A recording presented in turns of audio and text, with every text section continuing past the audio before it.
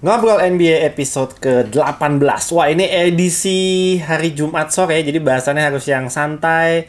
Tapi gue mau ngebahas ini sebenarnya antara sedih dan kocak dan aduh nggak tahu ya. Oke, kita langsung aja to the point. Gue mau bahas tentang Ben Simmons. Tadi banyak yang DM, bro, bahas dong tentang Ben Simmons.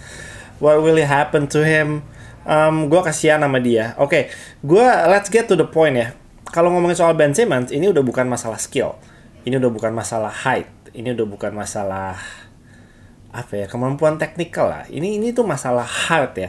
Jadi basket itu kan lo mentingin height, tinggi badan misalnya. Skill of course. Tapi lo harus punya nyali gitu, punya heart, punya confidence, dan itu Ben Simmons tuh udah nggak punya itu sekarang. Gue akan ngasih lihat 3 cuplikan video. Nanti teman-teman coba analisa. Dan menurut teman-teman, apakah masalah sebenarnya ini yang terjadi sama Ben Simmons? Apakah masalah skill? Apakah masalah mental dan confidence? Dari 3 klip ini, teman-teman akan bisa lihat dan gue akan coba bantu kasih analisanya juga nanti sambil mainin klipnya. Oke, ini klip yang pertama. Ini terjadi ketika game kemarin antara Brooklyn Nets melawan Milwaukee Bucks. Teman-teman coba perhatiin seberapa disrespect-nya Ben Simmons sama pemain-pemain Milwaukee Bucks. Oke, ini kita mulai klipnya ya. Oke, ini dia dribble down the ball, block. Nggak tahu dia mau kemana dan mau ngapain itu. Oke, another possession. Dia coba penetrate lagi ngelawan Giannis. Hilang lagi bolanya. Nah, ini floater yang menurut gue, aduh, that's really bad, bro. I mean, like, I can't stand this. Ini lagi, iya loh, putback masih miss juga. You can dunk it, Ben. Itu tinggal di dunk sebenarnya. What's he gonna do? Oke. What's he gonna do? Udah cuma diliatin doang. Defender semua udah bener-bener dicuekin sama Milwaukee Bucks. Nggak dijaga, mau di shoot, di dare, di challenge, silakan shoot, dia nggak akan nge-shoot juga. So it's just one clip yang membuktikan bahwa dia sudah di disrespect, sudah tidak dihargai sebegitunya sama defender tim-tim lawan.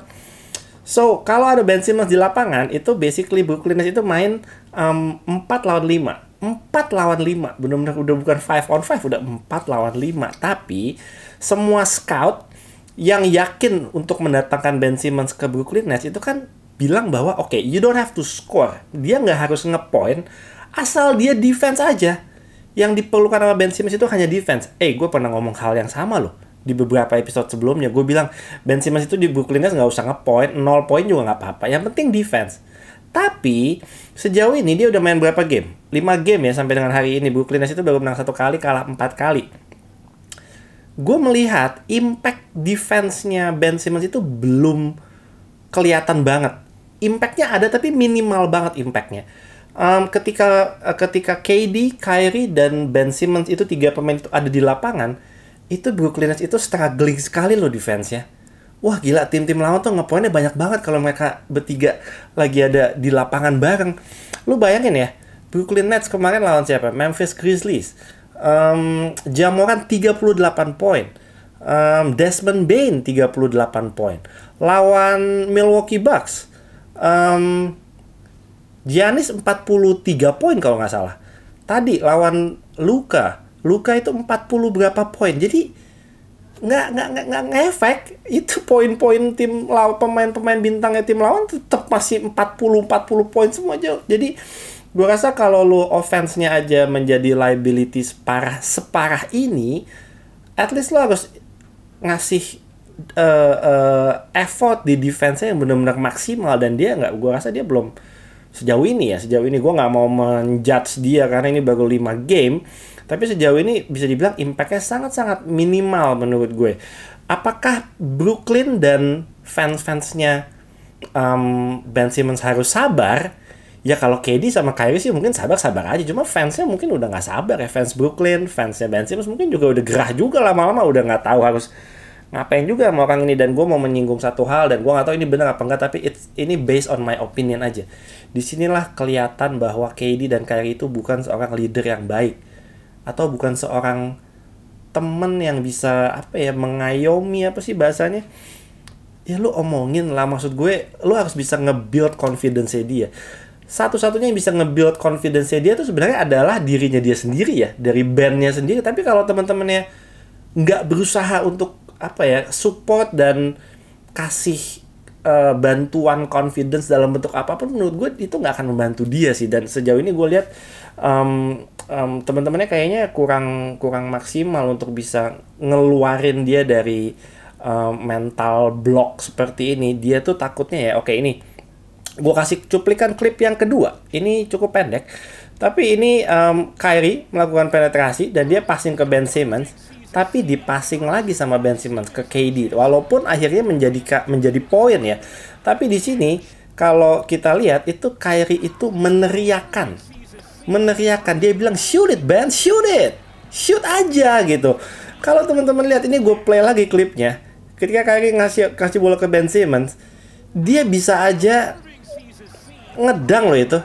He can go right at Giannis kalau dia mau. Dia bisa melakukan itu. Cuma dia bisa coba untuk dunk dan dapat foul. Tapi permasalahannya dia takut untuk nge-shoot free throw. Dia itu sangat-sangat alergi sama yang namanya free throw. Dia takut, Bo. Dia nge-shoot sejauh ini udah free throw, main 5 game udah 10 kali mungkin hanya masuk 4 kalau nggak salah. Jadi dia memang punya ketakutan untuk ada di garis free throw, untuk nembak free throw. Jadi itulah yang membuat semua confidence levelnya dia juga jatuh, dan keinginannya dia untuk malah dia cenderung untuk takut dapat bola. Ketika dia dapat bola tuh dia malah takut gitu. Itu yang gue lihat dari berkali-kali gue nontonnya gamenya Brooklyn Nets. Ini game yang terakhir yang baru saja terjadi hari ini lawan Dallas, dan ini adalah kejadian yang menurut gue paling parah yang sudah gue lihat, bahwa ini udah masalah mental. Oke, ini kita lihat Ben Simmons bawa bola, dia lagi survei, dan KD. Nah, ini udah bener mainnya, itu udah bener banget, dan dia mencoba melakukan layup dan dia airball. Oke, I'm gonna stop all this nonsense, bro. I'm just gonna stop this crap.